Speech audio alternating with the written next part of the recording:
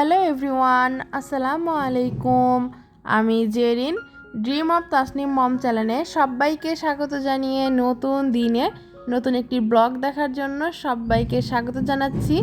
কাছে দূরে দেশ কিংবা দেশের বাহিরে যে যেখান থেকে আমার আজকের ব্লগটি দেখছেন, আশা করছি আল্লাহর রহমতে সবাই ভালো আছেন, সুস্থ আছেন। গত ভিডিওতে তো বলেছিলাম যে আমার দাদা ইন্তেকাল করেছে, সেজন্য আমরা গ্রামে এসেছি।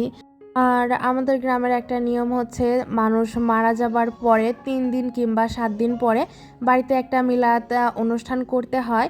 তো সেটাই হচ্ছে আজকে করবে। কি কি আয়োজন করবে সেটাই আপনাদের সাথে শেয়ার করব। আমার দাদা যেহেতু বুধবারের দিন মারা গিয়েছিল, সেই জন্য অনুষ্ঠানটা আমরা হচ্ছে শুক্রবারের দিনই করেছিলাম। আর এদিকে এই যে সব কিছুর আয়োজন চলতেছে।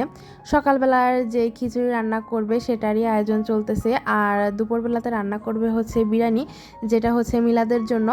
আর আমাদের যত আত্মীয় স্বজন ছিল তারাও তো সকালবেলাতে চলে এসেছিল, তো সবার জন্যই আর কি খিচুড়ি রান্না করা হয়েছিল। আর এই যে এদিকে খিচুড়ি রান্নার পরে আমি এক প্লেট খিচুড়ি নিয়ে বসে গিয়েছিলাম খিচুড়ি খাওয়ার জন্য। আর খিচুড়িটা বেশ অনেকটাই মজা হয়েছিল। আর তারপরে আমার চাচাতো বোন তার শ্বশুরবাড়ি থেকে আসার সময় আমার জন্য এই 2টা কদম ফুল নিয়ে এসেছিল।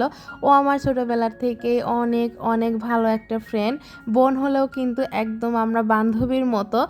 ও আমার জন্য এই ফুল 2টা নিয়ে এসেছিল, সেটাই আর কি একটু দেখিয়ে দিলাম। আর এদিকে সকালের খাবার দাবারের পরে কিন্তু দুপুরের রান্নাটাও শুরু হয়ে গিয়েছে। এখানে 3 সসমিন পরিমাণে বিরিয়ানি রান্না করে হয়েছে, প্রায় 400 মানুষের মতো আয়োজন ছিল। আর সকালের খিচুড়িটাও কিন্তু বাবুর্চি রান্না করেছে, আর দুপুরের বিরিয়ানিটাও বাবুর্চি রান্না করেছে। তারপরে আর মিলাদ মাহফিলটা আপনাদের সাথে শেয়ার করা হয়নি, কারণ অনেকটাই ব্যস্ত হয়ে গিয়েছিলাম, সেই জন্য ওই ভিডিওগুলো আর করতে পারিনি, শুধু রান্নাবান্নার ভিডিওগুলোই করেছিলাম। প্রায় 300-400 মানুষের আয়োজন ছিল, সেই জন্য কিন্তু সব দিক সামাল দিয়ে ভিডিও করতে পারিনি।